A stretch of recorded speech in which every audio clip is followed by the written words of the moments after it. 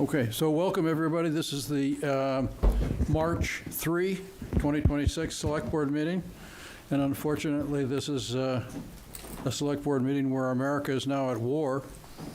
And we begin our meetings by taking a moment to recognize our servicemen and women, and especially at this point where they are in harm's way in a war, and some of them are getting killed. This appears to be a war of our president's choosing, and apparently of the Israeli president's choosing as well, and we hope that it will protect us from the ICBM nuclear missiles that we understand to be the imminent danger that we're facing. So, a moment of appreciation, please. Thank you. We are having Select Board Member Murby appearing stalwartly remotely from Oregon, I believe. Gus, could you just identify yourself? Yes, this is Select Board Member Murby joining you from the Oregon coast. Thanks to Pete for stepping in to manage or to basically chair this meeting. I figured that was more effective than me trying to do it remotely. So, but I am joining this meeting remotely. Thank you. Our first appointment is a joint meeting, Planning Board, Select Board to fill a vacancy. But you also have to note that the meeting's being recorded. Oh, thank you. The meeting is being recorded. We have one remote member. All votes will be roll call votes because of that. Our first appointment is a joint meeting with the Planning Board to fill the vacancy of a full member on the Planning Board with the current associate member, Mike Grandone. All right. Let me just promote so I see Corinne, I see Doug, I see Paul and Teresa. Do you know who JH?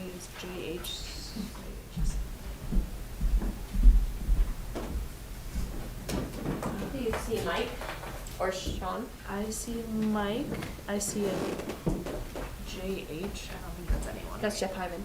Oh, right, okay. Hold on, they're almost all here. Mm-hmm.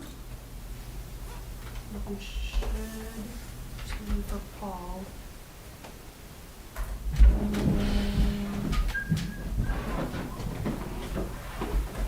Paul McCaffrey, right? They need to open their meeting. Yeah, so why don't you can tell them. Paul's declining to be a panelist. He might be maybe he's having computer. Sometimes it happens, like Yeah. you press 3 times.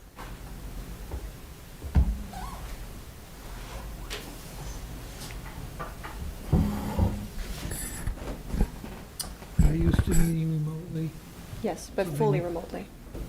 Well, this is for us, so they have to go through the whole rigmarole, preliminary, open the meeting. And Yes. Identify themselves, yes. I can't get Paul to get on there. Oh, no, he joined with a different thing. Hold on, he joined a different way. Maybe this will. Which way is this gonna catch? There we go. We got him on. Okay. All right. I think you have all your people. You have, yeah. I can't see. You can't, yeah. So it's yeah. You can only see Gus. So you have Paul, Corinne, Mike, Doug, Teresa. That's what you have on. Mike. Okay. Perfect. If our chair, Teresa James, would like to call the planning board meeting to order at 6:09 p.m., she could do a roll call. Certainly. Good evening, and thank you, Select Board, for having us attend in a joint effort to speak a special appointment to fill our vacancy on the Planning Board by our associate member, Mike Gendron. So we'll start off with a roll call vote, roll call presence for our Planning Board team members, which, Doug, are you present? Yes, present. Paul? Full names. Paul McKechnie, present. And Doug Lawrence, present. Corinne? She was there. Where'd she go? Oh, did she drop off? Did she fall off? Oh, here, hold on. Let me put an order again.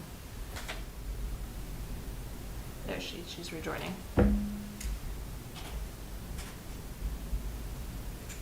Thank you, sorry, Corinne Schieffer, present. And Mike Gendron, Yes, Mike Gendron present. and Teresa James is present.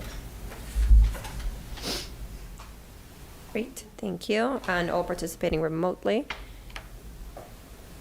So we are here tonight to, as a little bit of background, Seth Meehan submitted his resignation letter a few weeks ago. He was a full member of the planning board after many wonderful years of thoughtful, kind, and just amazing service. We're very sad to He see did him an go. excellent job, He really did. We're very lucky to have him for as long as we did. yes. So now we're looking to fill that vacancy. Seth's seat was set to expire in 2028. So this appointment, as you may remember, we had appointed Mike Gendron as an associate member just a few weeks ago. He is our newest planning board associate member, but Mike has previously worked in municipal government and currently works in state government, so we believe him to be very well qualified for this position. And the planning board is excited to be able to access his expertise. So this would be a request to appoint associate member Mike Gendron to the full planning board member seat for a term of 1 year. This is an emergency election as the warrant has already been printed. So in March of 2027, if Mike wishes to continue being a full member of the planning board, he would then need to pull papers to then run until March of 2028. And then he may pull papers again to run for a full 5-year term to then establish the normal rotation of planning board members. One of the five members is up every year. So that is what we're here tonight for. That is, the planning board has recommended Mike to be appointed to this role in their meeting of March 2nd. It's one of our agenda items, and they were very enthusiastic in the recommendation. So we're here for you to confirm said vote. Mr. Sorrell. So somebody should take the initiative to nominate him and then put it to a ballot for first the planning board and then the select board. Does it require a second, Mark? Yeah, doesn't hurt. So the planning board is doing that formal nomination? That's been our practice, to Okay. go to the board that has a vacancy and defer to them, frankly. Okay. Yeah, I mean, the planning board, this is Chair Teresa James speaking on behalf of the planning board, and we so move a nomination to have Mike Gendron fulfill the vacant role in our planning board for said term that Maria outlined. Somebody want to second it? From the planning board? I'll second. Yeah. Paul McKechnie seconds. Okay, now, Now a roll call vote by the planning board. yeah, Paul? Paul? Yes. Paul McKechnie, yes. Corinne? Corinne Schieffer, yes. Doug? Doug Lawrence, yes. And Teresa James, yes. and now you call the select board. We don't need to move to nominate, do we? It's on, the nominations, You're just voting. it's the one nomination. I just motion to support their vote. Yep. You just need to vote, yes. We just need to vote. So, Select Board Member Murby, Gus Murphy, yes. Select Board Member Murphy, Yes. Pete Peterson, aye. So the planning board needs to adjourn by a roll call vote as well. Before that happens, I'll just make a comment, Mike. Every once in a while, we get a volunteer whose sense of timing is exquisite. So I just want to thank you for having joined as an associate member so shortly ago, and appreciate that you're prepared to step up into this role. It was somewhat unexpected, but it's good to know there's been strength on the planning board. Rapid advancement. Wait till next month. They've actually got public hearings coming up on zoning amendments. Right, no, it makes sense. Yes, and I appreciate the quick vote by the select board. Our public hearing for town meeting is on March 16th, and we needed to establish quorum, so Perfect. very appreciated. Glad we can make it happen. Occasionally, we can move quickly. Occasionally. Just And Gus then has to be out of I would town. just like to say for anybody in the public that's watching, we do have an associate member role that's vacant. Please send in letters of interest. Great. Lightning rarely strikes twice, so do that. It's in the universe. So planning board, thank you very much for coming. We Yes, we'll need think a you're going vote. to adjourn now, maybe? Yes, adjourn at 6:14. Teresa, do you want to start the roll call? Certainly, do we have to do a nomination for the, I mean, not nomination. A motion to adjourn and then a roll call vote.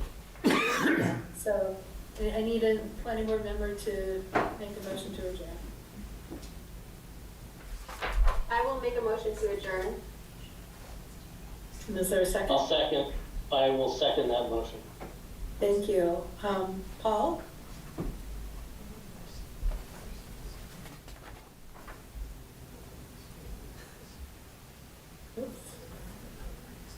Paul, Corinne? Yes. And Doug? Yes? Paul? you get off already? You there to adjourn? You may have already adjourned. And We lost he's Paul. gone. He's done. Yeah, he's gone. There you go, that's for voting member. I think the motion carries. Oh, yeah. From Mike. Teresa and Mike. Yeah. And is Paul back? No. Nope. We're good. We'll carry on without him. Entry says it. This is the biggest scandal that hits Medfield. Oh, now he's back. No. Oh, Sir, you say yes. very good. Sorry about that. Thank you. Thank you, planning board. I believe the planning board has adjourned, and the select board, we thank you for making this a high priority item tonight. Thank you. Have a good night. Be safe out there. Take care. Thank you, bye. Thank you. Okay.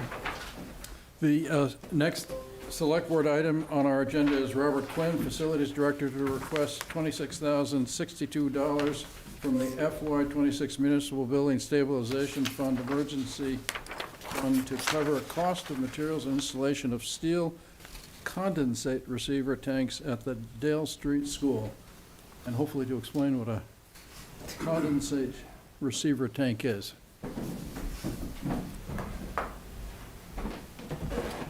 Thank you Thanks for for meeting coming. with me on such short notice, guys. I appreciate it. Pete, that request that I mailed, that I had sent to you guys last week, that number has changed. It's a positive change. The number now is $20,333 rather than the $26,000. And like you just read, so the request by facilities is for the funding from the emergency account to replace the steel condensate tanks at the Dale Street School. And what those steel tanks are is they're part of the steam heating system over at Dale. So when you have, excuse my throat, when you have a steam heating system, you generate steam from the boilers. Steam goes out into the building, and when steam cools, it condensates, which becomes water. That water then commonly through gravity returns back to these tanks. These tanks have pumps on them. The boilers have a float system that when the boiler gets low on water, it calls the pump. Pump takes the water, the condensate that's in the tank, pumps it back into the boilers. It's just a cycle. The tanks, as far as I can tell, are like 14 years old, and they had just outlived their useful life and just rotted and leaked to the point where they could no longer be serviced. We need those tanks in order to run the heating system. So that's why, hence it's an emergency. Okay. Anything else? No, unless you have questions. No, read through the contract. Makes sense. I was curious about what originally was bid at $26,000. is down to 20,333. Was that a scope change or? No, what we did is we did some in-house, you did some of the labor in-house, so we were able to keep the contractor, his time down, so. And then I had a question probably for Christine, and I realize that this is probably going to be a dumb question because I should know the answer to it, I guess, but for some reason my mind isn't working well here. Do we have an FY26 Municipal Building Stabilization Fund emergency fund? I know we have a stabilization fund, but is there actually an emergency fund, or are we making an emergency appropriation out of the stabilization fund? No, we do actually, have an emergency. We do. What's the balance in it? it's currently 150,000. That's what we budget every year for the emergency fund. And then anything that is not used is turned back into the fund for the next year. Okay. Yep. I believe this is the first one we've used so far this year. Yep. Maybe that's why I didn't know what it was. Yeah, we haven't done it in a while. Yeah. Okay. So my question was, you say you have to shut the thing down for a week to do this. When are you going to do that? No, we didn't, it's already done. Oh, it's already done. Yeah, we wouldn't be able to heat the building without them. Oh, okay. Mr. That was my question. Oh, There you go. all right. Do we have a motion then? We have a motion. You gonna make it, Eileen, or are we all moving up a rank? So I didn't know if you wanted to just in the distance, just be the second guy. Yeah, that's what I thought I'd do. Okay. I'll be practicing for the future. Exactly. All right, so we've got a second? Did you make a motion? I did, made a motion. Oh, okay. And there's a second? I'm just following this lead. That's what Pete's been doing, so I figure I might as well. There we go. Mr. Murby, Aye. Ms. Murphy, Yeah, aye. Pete, aye. Thank you very much. Great, I appreciate it, guys, thank you. Thank you. I feel better. So I get a little scratchy throat. Who doesn't, right? Under the discussion items, first one is town meeting. Open the town meeting warrant. Chris or Brittany, who's going to?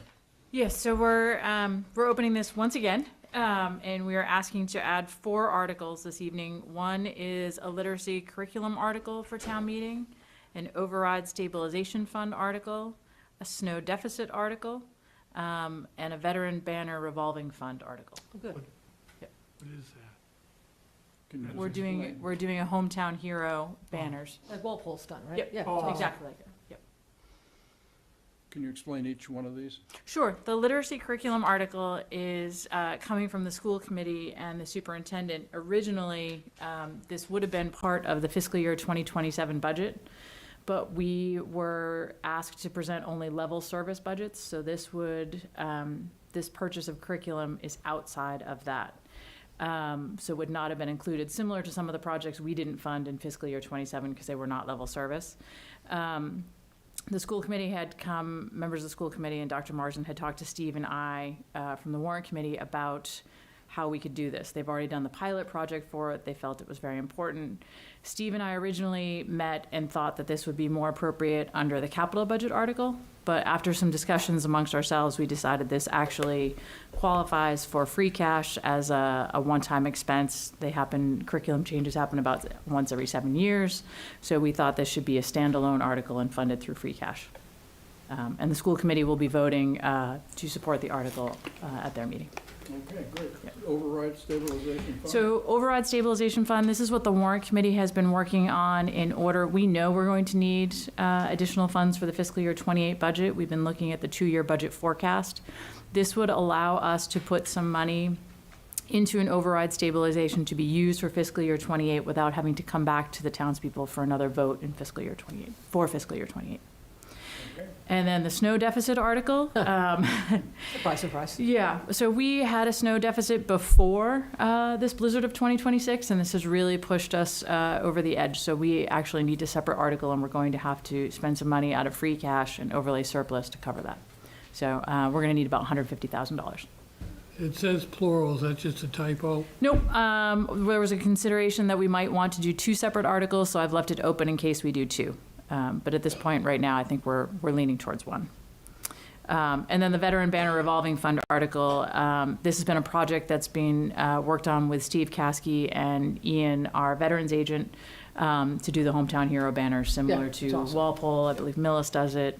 Several towns around us are doing it, so. Especially with 375 coming up. Yes, yeah. exactly. On Yep. light poles. Yes. Yep. I would just Christine, let me Go ahead, have a Josh. comment. You can correct me if my comment, my perception is wrong, but I just want to comment on the article that's being added to create the override stabilization fund.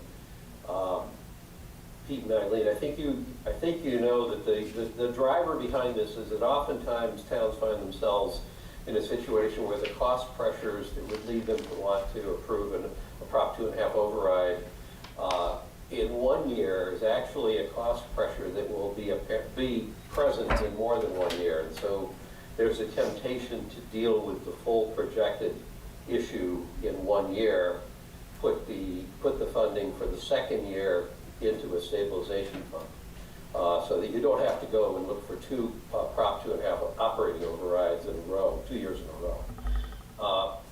I'm certainly supportive of adding this, if for no other reason than the warrant committee is asked to do it. I will make the observation that I think it's going to take a well thought out argument for the taxpayers to convince them that they want to approve an override that's going to really address the needs for 2 years in this year. So I think that's going to be an uphill battle to explain to our taxpayers why they should want to do that, just so they don't have to approve another operating override next year. I understand why we're doing it. I think it's going to be a very, very challenging argument to make in a way that would get voter approval. So I'm saying that because I think we've got our work cut out to be able to make this argument that this is the right way to go. Agreed. Thank you. So you need a motion to reopen the Yes, I was warrant. just going to ask Eileen if she had any Motion issues. to open the town meeting warrant? And do you have any other Second. questions or comments? No, I can do what's happened. Do we have a second? Yep, Gus just second. Yes, second. Well, you all- could actually do it, you had a discussion of the four, you can do it as one motion if you want to reopen and add the 4 articles that were just discussed. And close? Yeah, there's no magical procedure, you could do that as well. So does your motion then track what the council just said? Well, I wasn't motioning to close at that point, I was only motioning to open, but if you want a motion to, Move to open approve. to add the 4 articles that were just discussed, and then close Yep. the warrant. that is my motion. And So second, the revised motion from Select Board Member Murphy. All in favor? No, Select Board Member Murby. Aye. Select Board Member Murphy. Aye, aye. Pete? Aye, aye. All right, so we have opened and closed and we're good, 3 and 4. apologize for jumping the gun. Action items. Vote to sign the local town election warrant to be held on March 30, 2026 at the center at Medfield with polls open from 6 a.m. to 8 p.m. Do we have a, Yeah, because that's a simple, I know Marion's on, but it's a simple motion. I will be, I'll make the observation, I will not be able to physically sign that until I get back on the 9th of March. I want to make sure that's okay. That is okay. It doesn't need to be posted into the 16th. So when you're here on the 11th, we great. can have you sign it. Okay, great. All right, motion? are you moving? Yep. Motion, sorry, yeah. Definitely is the All those in favor, Select Board Member Murby. election. Aye. Select Board Member Murphy. Yeah, aye, aye. Osler Peterson, aye, Soon. aye. Next item is a vote on revised recommendations on on-leash area at the Medfield State Hospital due to construction. Chris, is that you? Yes, so 2 meetings ago, you asked me we had a small debate small, debate on the on-leash areas at Medfield State Hospital. I went back and had conversations both with Jenny Cronin and the police chief. And although we were trying to find a natural line in which to break that off, people don't see the hospital when they're there the way we do on the maps. Right. And in talking about, the enforcement we can do, our recommendation is that everywhere on the campus should be on leash except for the Northfield area while this construction is going on. It's just too hard to delineate areas, and they're changing daily. I think for everybody's safety, we just say Northfield is the only field off leash. Okay, thank you. Eileen, questions? Christine, I thought the other issue though was dogs in the construction area. Originally when we talked, I thought we were like drawing a line to the north half of the campus, driven by the public access road. We're going to let people to continue to walk their dogs on leash everywhere that the construction's going on? So there is fencing around, so we felt like people could walk in that area because the construction area is changing every day. I don't think we can keep up with that and change the signage every day to tell people where to walk. So I would like, if people are choosing to walk up there, I'm hoping that they're going to avoid the active construction area. I was really honestly just focused on the off-leash area. And it's not a dramatic change, because if we think about what we agreed to 6-9 months ago, it was the front half and the back half, everything in the middle is supposed to be on leash. Now we're just basically saying, because there is construction on the front half. Yeah, we The just front need half, everybody. the middle, makes sense to have the dogs on leash, because that's where all of the construction's happening. Even Belforge has got activity going on there. So the backside of building 13, or whatever you call it. Yeah. Christine, you said something that makes me feel distinctly uncomfortable. Okay. And I'll raise it. I can be talked out of this concern by Pete and Eileen, but when we say we hope dog owners who have their dogs on leash will know enough to stay away from the construction, our decision here is based on hope, and this is a safety issue. I would say anybody. This is now not a dog statement, this is everybody. That's true. I said that possibly a little tongue-in-cheek, and I apologize. The contractor has complained to us that dog walkers have been walking over the fencing that they've put up. With dogs on leash or dogs off leash? Both. I saw people walk in there yesterday. I happened to drive Yeah. up there, so that's why this isn't just a dog problem. This is, humans should know better than to go by, let alone if they have a dog on. Walk over the fence. Yeah, it's fascinating to me. Yeah. Yeah. So we really should be asking anyone who's at the state hospital To going avoid the forward, construction zone. to avoid the front half of the property. And if you're Yeah. going to walk up there, walk on the backside that we call Northfield, or walk in the woods. But anywhere else right now is a little dangerous. So maybe when we craft our signs, we can tell them to stay out of the construction area. And Yeah, and there's signs up there now, although I believe one of them says Worcester, which might be the prior job. So we're working on changing that to Medfield. So I could easily see people pulling in and walking along the state property towards the water tower and cutting to the back. I mean, I'll tell you right now, I was there yesterday, and I appreciate it was a snowstorm, but it is a disaster. If you pull into the service road and you go towards the back, you hit a wall where you can't go any further, and people are just willy-nilly parking their car. Now you can't do a U-turn. You get to a point you don't realize it's what a disaster it is, and now you're boxed in, and you've got people who are driving across this rutted, gutted ice disaster. And this problem will go away hopefully this weekend when it's in the 50s and 60s, but right now it's a disaster up there. Like having anybody up there in a car, if we've tried to have construction equipment, makes no sense to me. I mean, my view on that is that when we're dealing with these kinds of things, and we're having this kind of a conversation, my view is we should just put, at least during the time that those are the circumstances, we should just say the state hospital is off limits, either to everybody or to people walking dogs.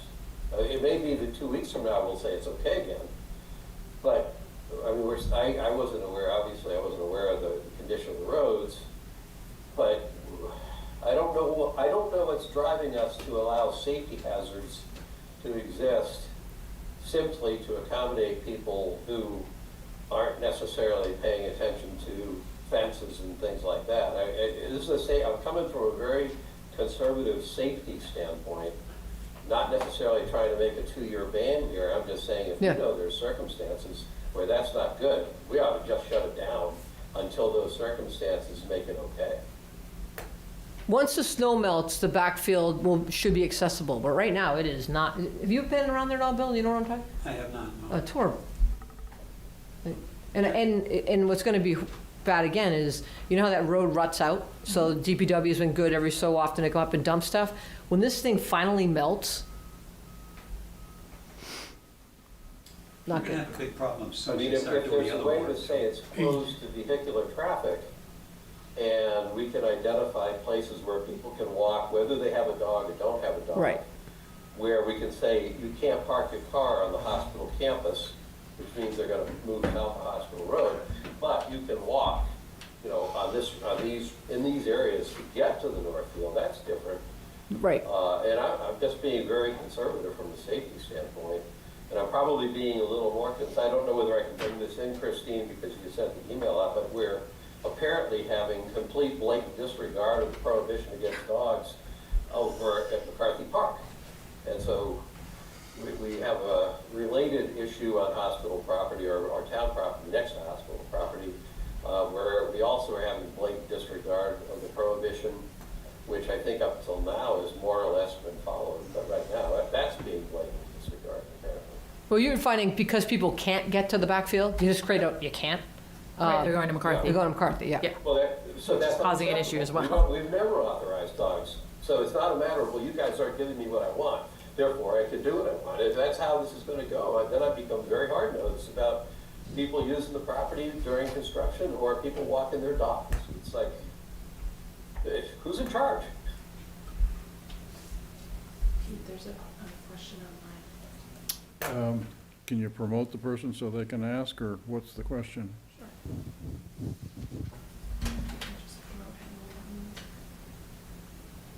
Oh, it's Jeff Hyman. Metacomment wants to ask a question. Hey everybody, how you doing? Hi, Jeff. Hey, Jeff.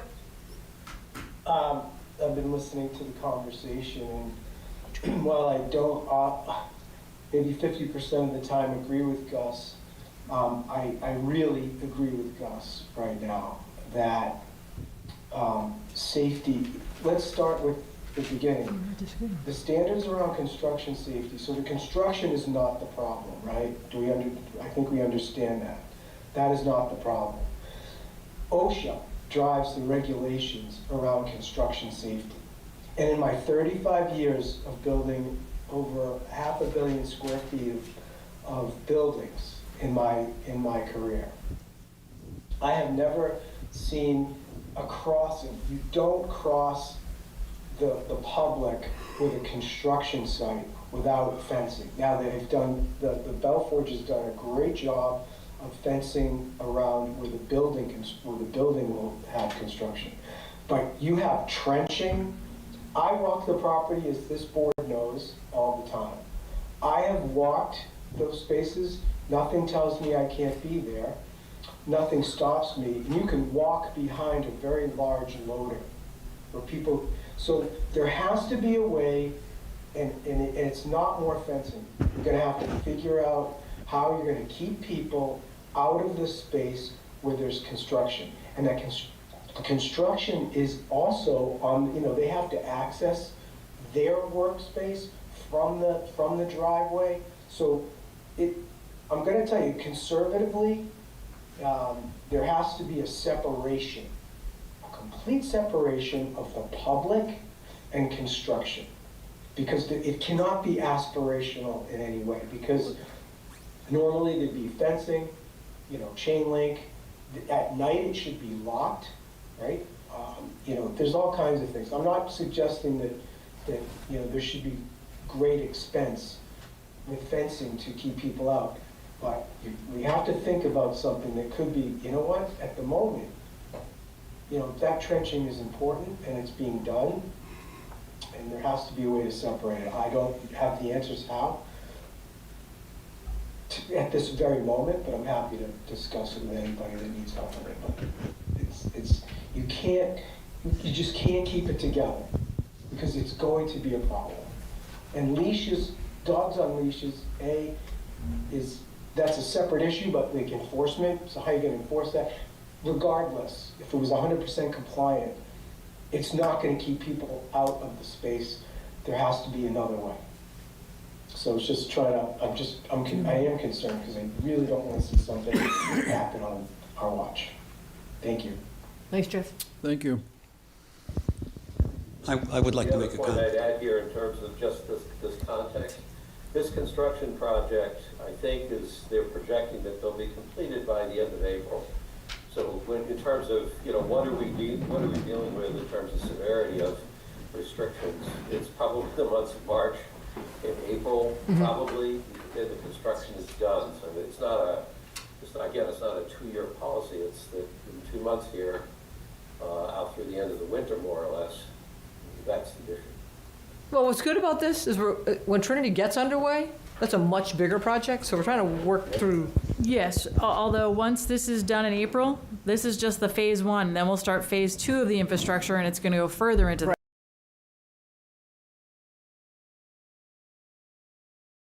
We're going to need to give Brittany an IT stipend by the end of the Under pressure. Thank you, Brittany. No problem. So we're back to having sound going out apparently now. So, and we're still on the dog issue. Medfield State Hospital, and Christine was just going to restate what she wants. So, my recommendation was that we only allow off-leash dogs in the north field, in the back part of the campus, but then there's been some discussion about not allowing anybody on the campus currently. So, Right now, to get to the back parking lot is horrible. Now, again, it's a short-term problem because it should, if we get the 50 to 60 degree weather this weekend. right. But it has to drain too. I mean, it melts, it's gonna be a big bush until But here's the, I got you. If we vote this right now, we make a motion, no one's up there. People are gonna go up there. And are we now saying to the police that they've now got to actually be up there 24/7 to write citations, give warnings or whatever? Or are we going to say right now, we would highly recommend people not be using the state hospital, but dogs are not permitted off leash unless you're behind 13R? I mean, because if we vote right now, how is that gonna get out there tomorrow morning at 6 a.m., 7 a.m., 9, 11? Like, people are gonna be up there. Right, we would have to station somebody up. Yeah. So I'm just trying to burden the police chief with suddenly at 7 o'clock to change her routine tomorrow. So I don't know if it's the best thing to do right now is to make a motion that we highly recommend that our residents and people from other towns not be using the state hospital with the snow coverage and the construction going on. But if they choose to go up there, which we would highly recommend they don't, dogs are definitely not allowed off leash unless they're on the backfield. I don't think doing a recommendation is going to get us anything. Well, We're not gonna but pay any if we attention just- to- are we gonna have police there? Because either we're saying we're gonna stick to it, and that's why we're taking the time to vote. But I Yeah, don't, Eileen, you're making the argument that because we can't do this starting at 7 o'clock tomorrow morning, we should allow it for 2 months. I think. no, not 2 months. I'm saying right now, Gus, that right now it's a short-term problem trying to get to the back parking lot because of just how thick the ice and snow is. It was Right. never plowed. Right.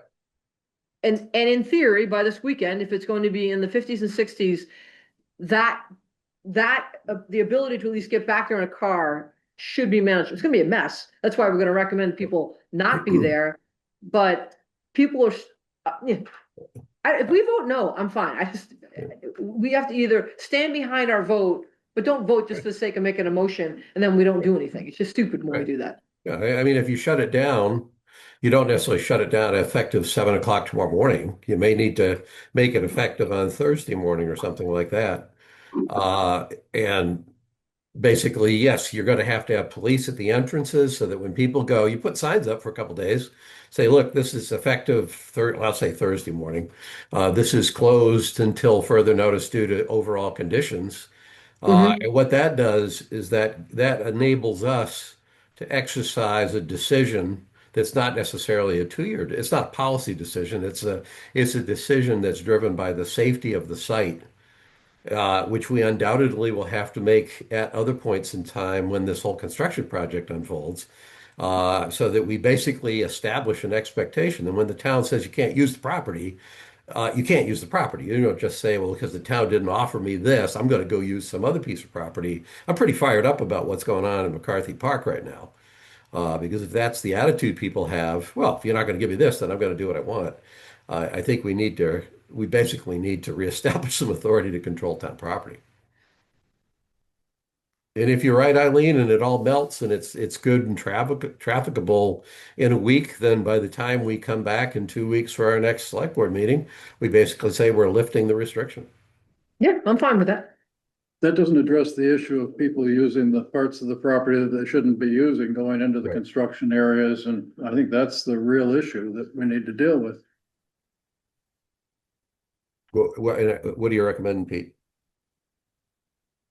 Well, Christine was suggesting that I guess the off-leash area is the Northfield. Everywhere else has to be on a leash, so. But if we're saying don't go on the property right now because it's really not safe, then it doesn't, we're not talking about just the construction. We're saying we don't want people up on the state hospital land right now because where we're encouraging people to walk, they can't get back there right now. Like I was gonna say earlier, God forbid no one got hurt back there right now, because do not know how the ambulance and fire would be able to get through it without potentially doing damage to our equipment that they shouldn't be driving on. Right. You know what I mean? So You have equipment that will go over that. yeah, I'm sure it would. It's just not designed ideally for that. So I think what I'm hearing Christine and Gus say is shut it down, as you said, Gus, for the immediate. Yeah. What was the phrase you used there? But forget, but basically, we basically shut it down due to current conditions. Yeah. That people are not allowed to use the property until the conditions. Until further notice. Yeah.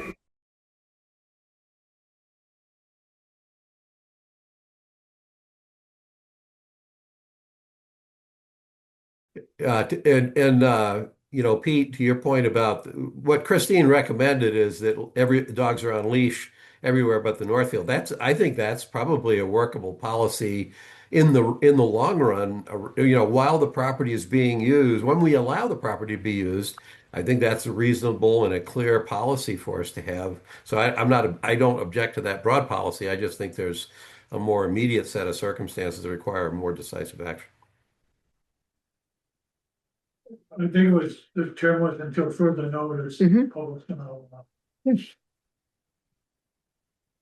Okay, so why don't we do that? We'll regroup at our next meeting Mhm. and we'll talk about it the next meeting. In the meantime, I'll work with Jenny and I'll work with the police chief and we may have somebody stationed up there to let them know and we'll get it out through all of our social media. And Yeah, other just not channels. safe up there. Putting maybe a sign up for 2 days, getting out social media, and then having the police presence as of Thursday, let's say, or something like that. Yep. Uh, Okay. yeah. Okay. And we also had communication from people about the dog poop issue up there, and I think that we should get the dog committee to start giving us some suggestions as to how to deal with that issue as well.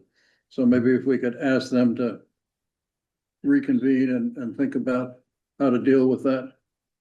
So can I chime in on that one? Because I've had interaction with Frank. Frank Moran, who was on the dog control bylaw committee, reached out to me yesterday.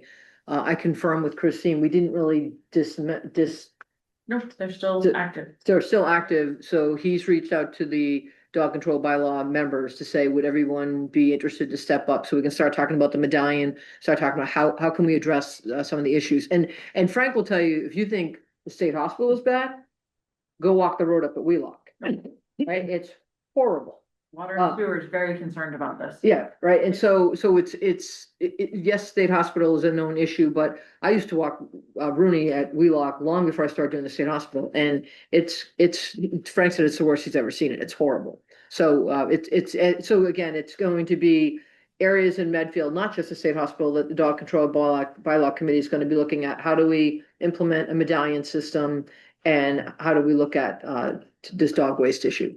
Yeah, I mean, I think we need to launch a massive education campaign, especially for those people who are letting their dogs go off and poop at Wheelock. Our wells are down there. I know. We had the E. coli hit, I think it was 2 years ago. That was traced back to dog waste over the winter. Yeah. It's going to be really bad this spring. I don't know how we can tell people you can't just leave it there. Oh, You no, have and to pick it's- it up. And in past years, it actually hadn't been that bad. And I know in the past that some of the frequent dog walkers took like a Saturday morning and they all just went and cleaned it Yep. up, right? But nobody should have to do that, though, I know, right? That's, putting a sign up, that's the part, I know Jeff sent a picture. You and I had a picture that we were gonna put up at the state hospital, but it's like, how do you get people to act? When we say, bring it out, when we tell people to have a dog on a leash, there's been signs at the state hospital for how many years? It's like since Mike Marcucci was sitting at the table, where no dogs off leash and, people just don't listen. So I think, I think what we're talking about is changing behavior, right? Yeah. So we have to start with an education campaign and really educate the people as to why that is bad for our water system, Yeah. why it's bad for the wells, why it's bad for the environment. And you can't, leaving it there doesn't just leave it there. No. So I think we need to start with that and, I'm sorry? EPA actually has guidance on that. Yes, I hadn't gotten to that, but thank you. Yeah. Okay. But I would agree with that. I think it's important for us to recognize that I think it's the right thing to do, so I'm not arguing the point. But if there's any confusion about whether our priorities should be the protection of our water supply or the accommodation of dog owners, we shouldn't be confused about that. Our first priority is protection of the water supply. In the same sense that up at the state hospital, our first priority is making sure that people are safe up there. And then secondarily is to make sure people are able to use the property for recreation in a responsible way. Yep. And Did you need to go back and take a vote on that issue?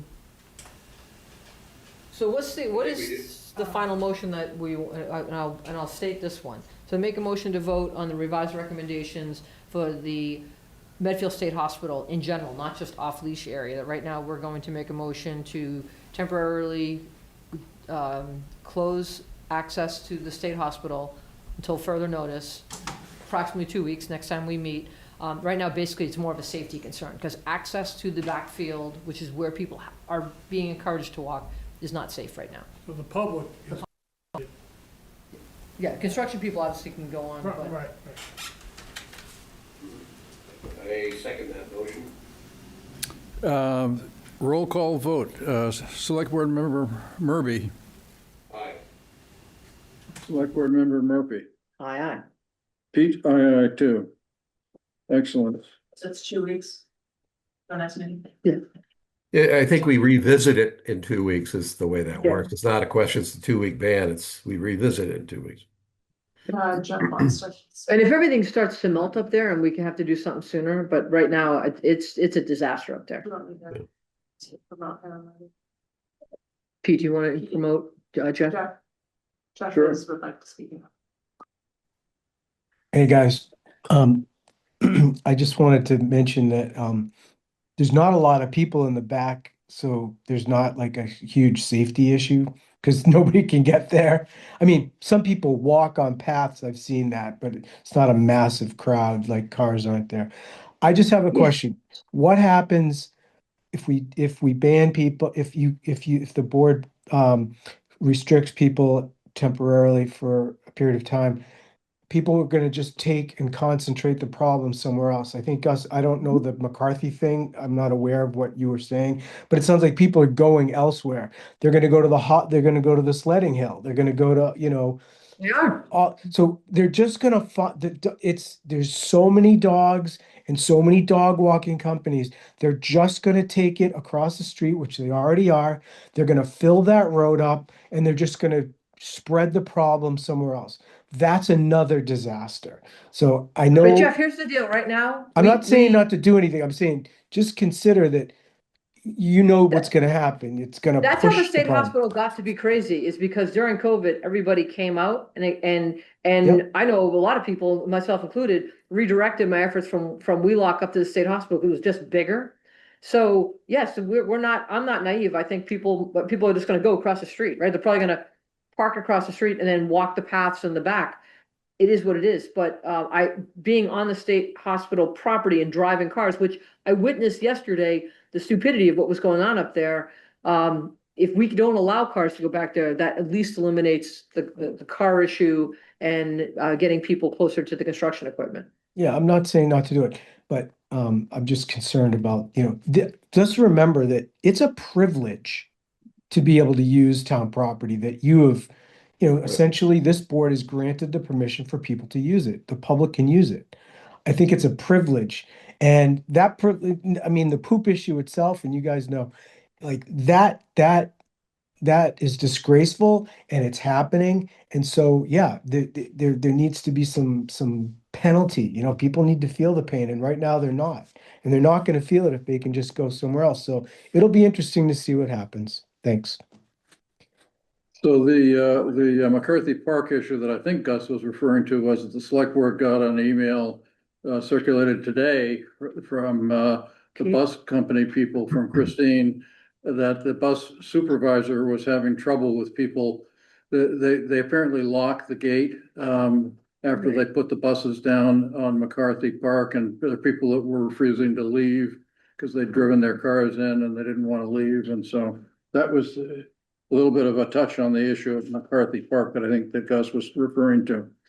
Yeah, and to compound that, we had the same issue at Wheelock several years ago, where people were actually walking their dogs on soccer fields. So you actually have athletic fields that kids are playing on that people are using, and there's a very clear sign that says dogs are prohibited from McCarthy Park. So this isn't a matter of going somewhere where I don't know whether I can use it. There's a sign that says you can't.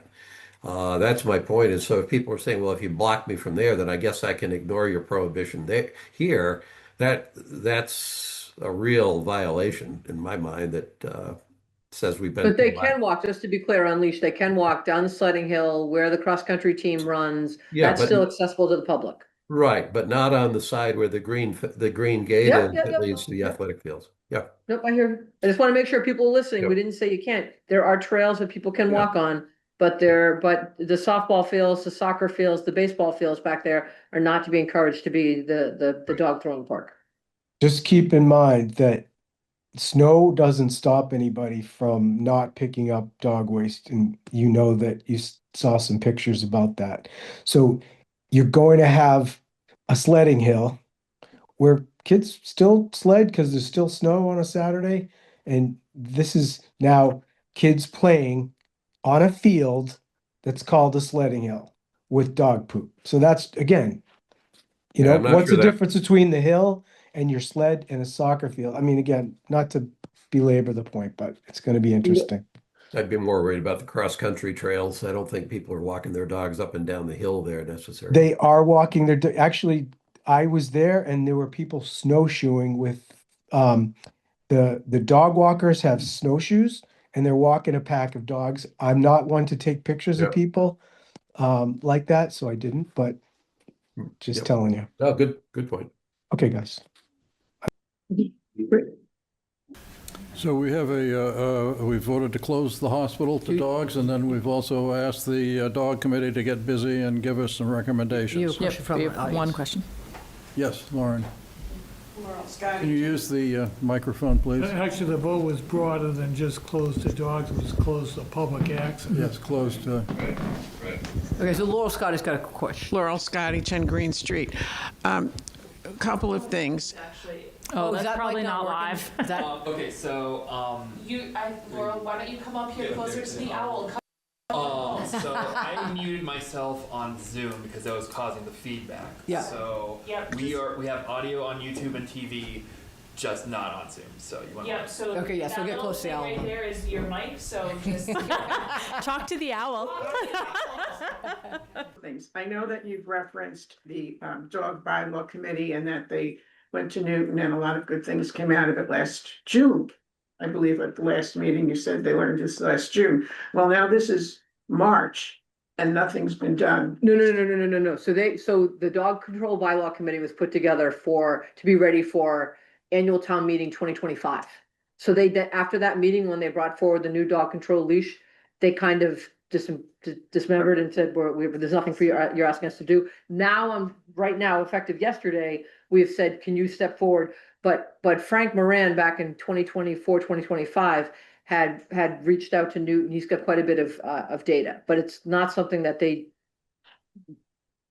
Again, it's still 8 months, we've done nothing in between. I think we're past the point of education to tell people what not to do. They know what not to do, and I think it's time that there has to be a punishment for the consequences of their actions, and there have to be healthy fines, and that's what will stop people from disrespecting Sledding Hills and all of the other places and just leaving. Yeah, it's Things that can contaminate all of us and make us ill. Yeah, and I would, Thank you. yeah, and I don't disagree. It's how do we do it? That's the hard thing.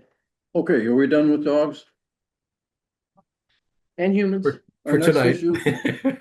Our next issue is to vote to sign the contract amendment number 1 with Selbert Perkins Design, Inc. signage and wayfaring project, increasing the contract amount by $3,000 from $35,000 to $38,000 plus reimbursable expenses for additional signage design revisions, final map edits, completion of message layouts, and preparation of the final design documents as outlined in the additional services request dated February 13, 2026.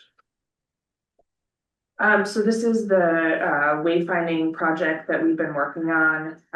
We've had really great committee feedback and lots of back and forth. So we just need a little bit more to get us over the finish line.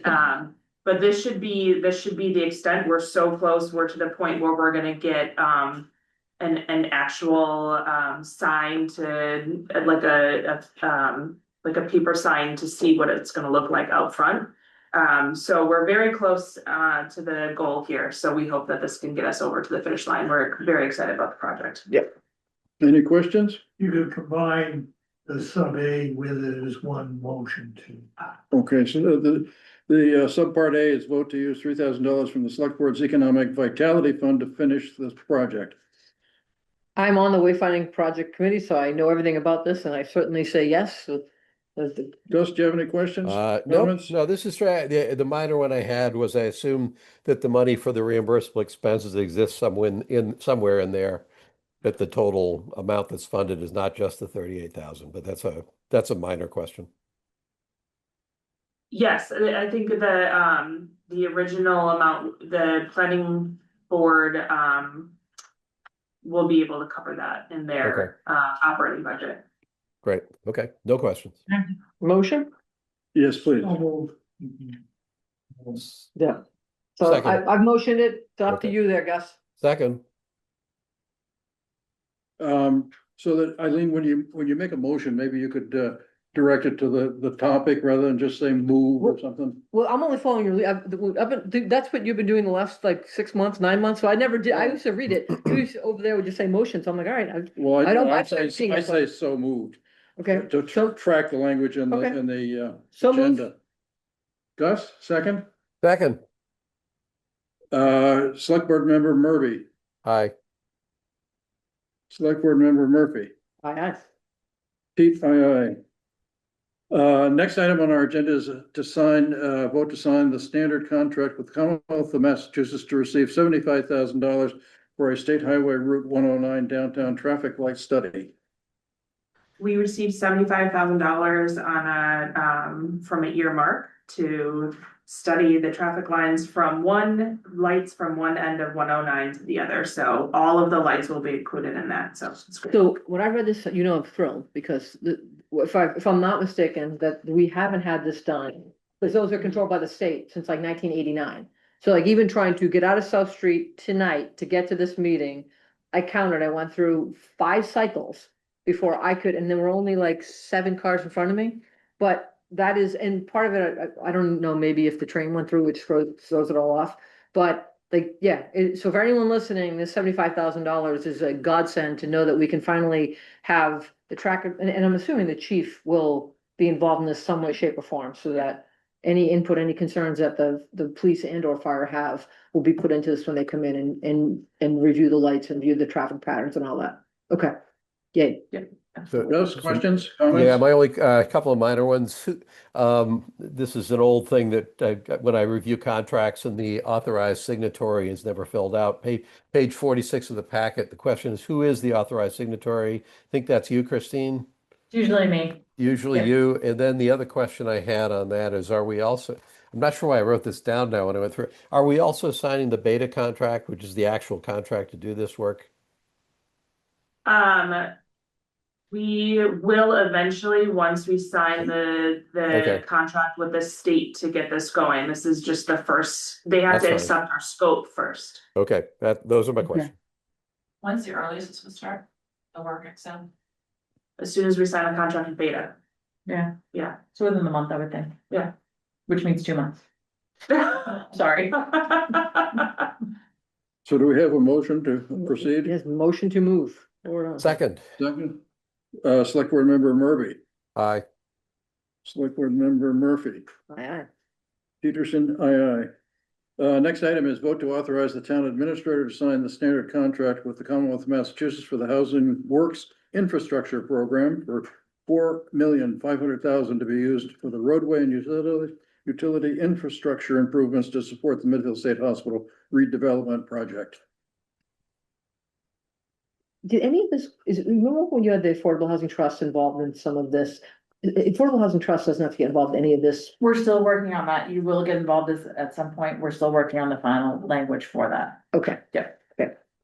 So the intention though, Christine, here is that we're accepting this 4.5 million in addition to the other million that we actually already got. We're not accepting that today, but this year we actually have 5.5 million. Our intention here is to modify the contract so that that money will then be handed over to the jurisdiction of the Affordable Housing Trust. So the Affordable Housing Trust can then give it to Trinity in a way that Trinity can record that as an expense to their project, which is, I understand the situation right now. We are the ones spending the money, so it's not a Trinity expense, and that makes kind of a big difference financially for Trinity. Got it. Exactly. Yep. Okay. Yeah, that's exactly what we're doing. Okay. And Trinity's up to about 10.5 million of the 25 or so that they were hoping to get. Yes. Yep. Correct. Okay. Move to Okay. motion? Yes, please. All right. Move to motion, Gus? Second, Gus, you want a second? Second? I did. Second, Gus, aye. Eileen, Aye, Pete, aye. Consent agenda, a request for the gazebo players of Medfield for the following: to place one sandwich board promoting the taming of the shrew at the intersection of North and Route 109 from July 6th to July 19, 2026. Second is a request from the Norfolk Hunt Club for their ride around Medfield State Hospital, generally starting at 8 a.m. ending before noon, and for their request to place signs regarding leashing dogs. And they're giving the dates of Saturday, April 25, Sunday, August 9, Charles River Panorama Hunter Pace, Sunday, August 16, rain date for Hunter Pace, and then Tuesday, September 29th, and Thursday, November 26th, Thanksgiving Day. And Part about April is have your public mission for people from the public and the hospital. Still going to be in effect in April. Keep that in mind. And then we've got two more that were just added. Request for Zulu Gallery for a one-day beer wine license for March 14 from 5:30 to 11 p.m. for the Victrola Experience, a phonograph concert. And finally, a request from the Council on Aging for a one-day beer wine license for March 11 from 5 to 7 p.m. at the annual St. Patrick's Day supper at the Council on Aging building. Do we have a motion to move the Yes, consent we'll agenda? move the motion. Second, Second? Gus? second. No, your vote, please. Oh, aye, sorry. Aye. Thank you. Eileen? Aye, aye. Pete? Aye, aye. Let's see, under gifts, accept a donation to Medfield Outreach from the Rybacki family for $100. Do we have to vote to accept that, Chris? Yes, please. Mhm. Do we have a motion? Yeah, motion to move. Second, Second. Gus? Second. Okay, we're voting. Gus? Aye. Eileen? Aye, Pete? Aye, aye. Are we set to approve the minutes? I've looked at the 3 minutes that are on the agenda for approval. Is it both of I'm you good. ready to? I'm good. All three. Yep. Okay. Motion to accept the meeting minutes? Second. All those in favor? Gus? Aye. Eileen? Aye. Pete? Aye, aye. And I would just compliment, the minutes were really nicely done, I thought, so. And then, let's see, select board, town administrator updates. Christine? I just want to send an incredible amount of thanks to all of our DPW employees, all of our Yes. public safety officials for the blizzard. Absolutely. It was just Thank a you. tremendous amount of work, and I know how much time they were working, and, thank you to Basil's for feeding them. Yeah, that's awesome. That was fantastic to hear. I just don't think anybody understands what happens behind the scenes and while we're sleeping. Most schools in this area either had a delay on Wednesday, some were closed, and, they were able to get everybody open for Wednesday, got the town hall back open, so I just can't, express my appreciation for them enough. It's just been fantastic. Oh, yeah. And if you haven't seen them out widening the streets in the last couple of days, that is because they have switched to uncovering the catch basins.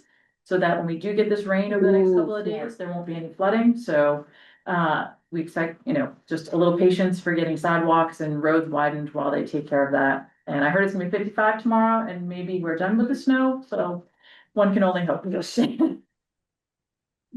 all I have for this evening. Okay, select board updates. Gus, you want to go first? You wanna read the Sure. meeting?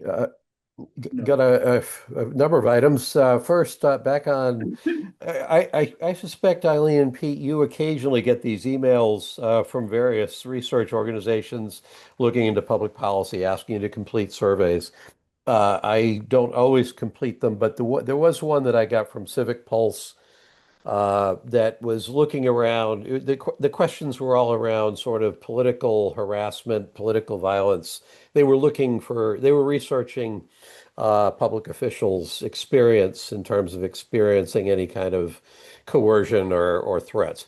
So I filled that one out, and that's one of the only, I think it is the only survey that at the bottom they ask, would you be willing to have a follow-up discussion? Then on that one, because I was curious to hear about what it was they were looking into, I said yes. So I got interviewed on the 18th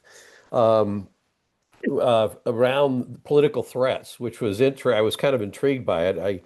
The reason that I was interested in the interview is I was wondering what questions they were going to ask me.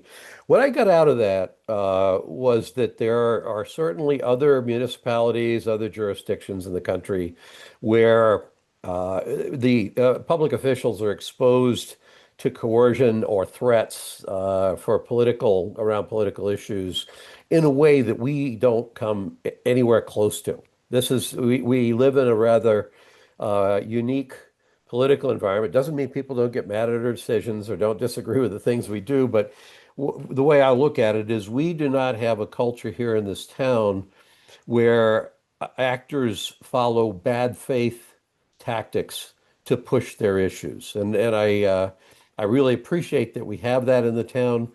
I think it's fortunate that we have it because we're only one public event that captures the imagination of some of these kinds of actors to be a target.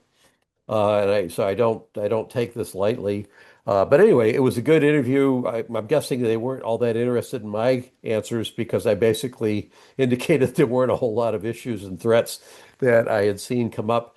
They asked me if I would be interested in having a reporter. That apparently they're doing articles with this. Would I be interested in being interviewed? And I said, no, I do not want to, because I feel like the mouse that doesn't want to be put above the grass on the Serengeti to attract the lion's attention.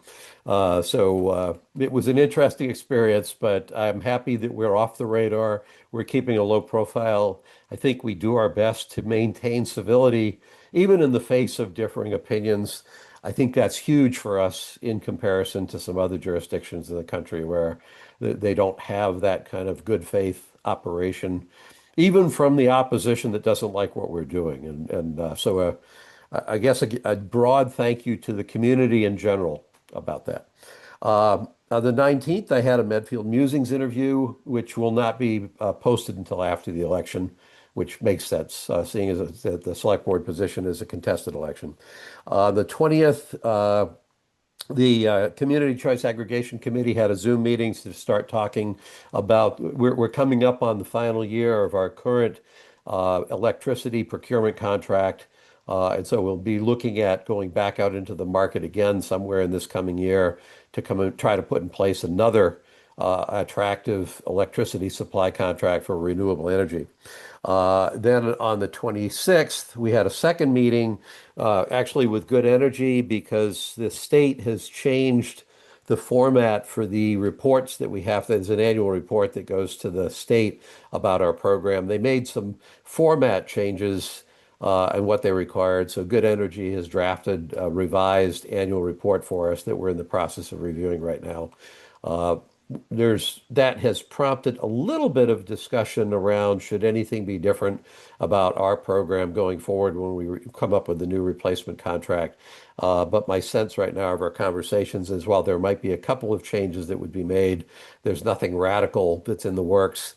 And this particular revised report will be made available to the public for public review here in the next, I think it's about a month or so. It's actually supposed to be made before we finalize it. So I don't know how many people are going to want to read the whole thing if we didn't make that many changes, substantive changes, but that will be available for public review here within the next week or so. On Friday, I had fun going to Medfield TV and recording. It was supposed to be a 1 to 2 minute candidate message, and of course, true to form, I managed to probably make it a 2-minute, 20-second candidate message. But that was kind of fun to do. Haven't been recorded in a while, and had a good time doing that.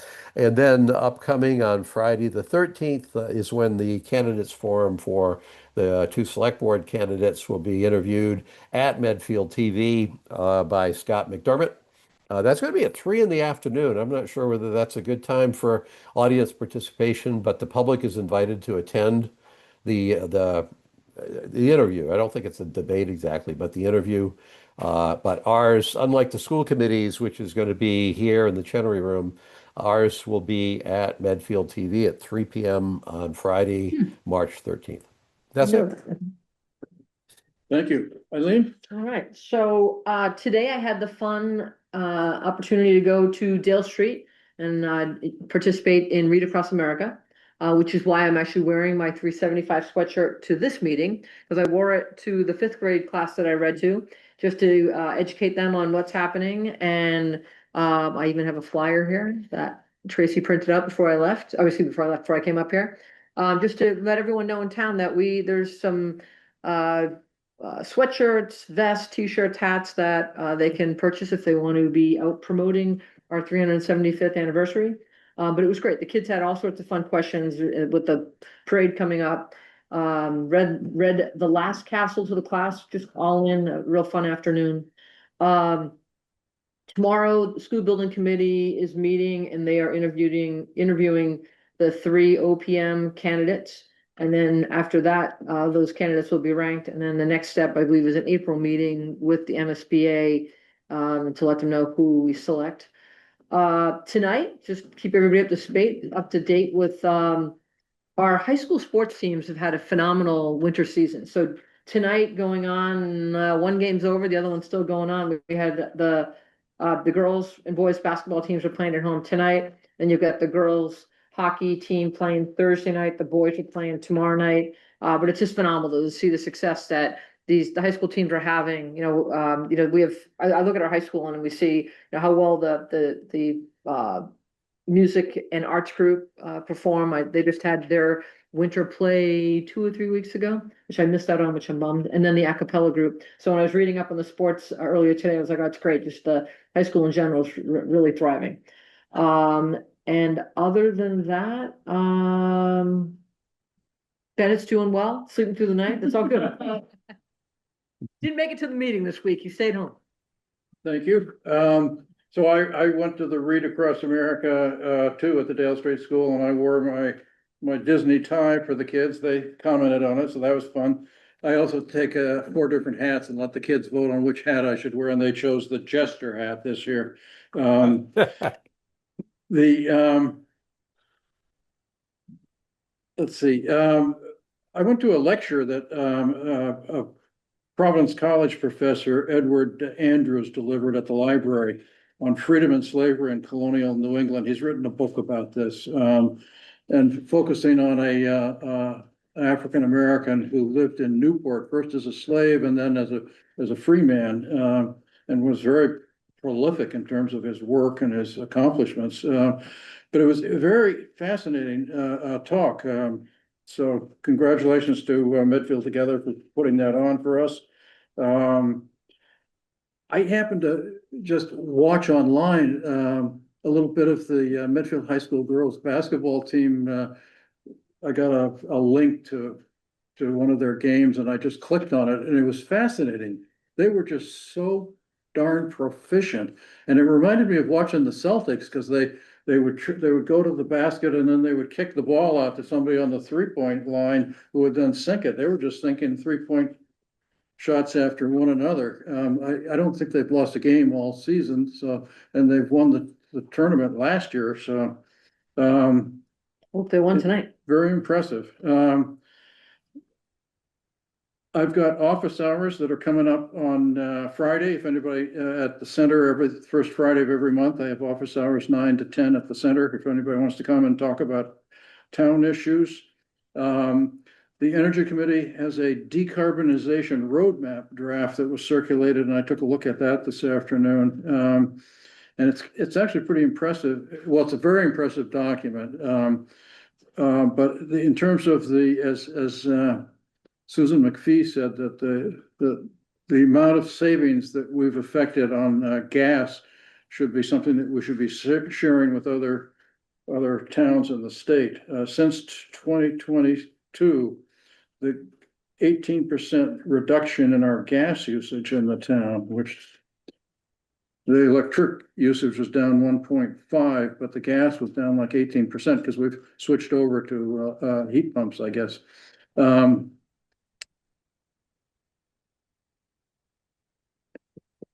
Yeah, I assume that that's going to be published after the Energy Committee has their meeting on the 11th, I think it is. And I guess I would just follow up on what you were talking about, Gus, about in terms of civility. I was impressed with 60 Minutes. I like 60 Minutes, and they had a piece about U.S. federal judges being targeted for a lot of criticism now, and how impolite our people have become, unfortunately, at times. So I recommend that to people if they're interested. Anything else to come before this body? Thank you, very good. Good, motion to adjourn. Second. All those in favor? Gus? Aye. Aye. Eileen? Aye. Pete? Yes. All right, have fun out there, Gus. Safe travels. Yeah, thanks for chairing the meeting for me, Pete. Absolutely.